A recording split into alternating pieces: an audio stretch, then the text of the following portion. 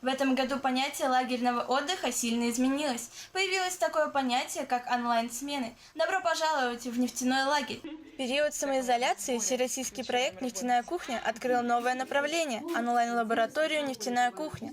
Фишка такой лаборатории в том, что она полностью проходит в интернет-пространстве, и любой школьник может присоединиться и прокачать свои знания.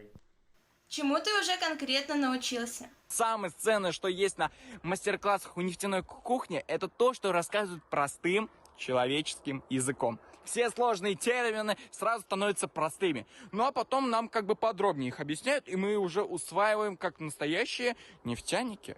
Это ли не круто? Какие занятия у вас в этой онлайн-смене? Сами мастер-классы длятся полчаса, и, как по мне, это самое идеальное время. Хватает, чтобы не устать, чтобы все успеть понять, записать самые важные вещи, проанализировать, продумать, ну и, в конце концов, задать вопросы. Каждый день в инстаграм-аккаунте проекта проходит прямой эфир, где ребята, профессиональные нефтяники Айгуль и Азгат, простыми словами рассказывают про нефтяную отрасль. Чем уникален твой лагерь? Я научилась различать металл от титана, увидела алмаз собственными глазами, узнала много нового о нефти.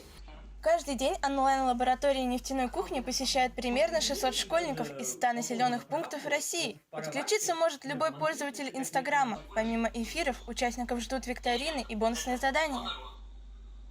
Этот проект дает отличную возможность изучить сложные химические и физические процессы наглядно. Оказывается, в науке много творчества. Ксюша Гычева специально для Горы новостей.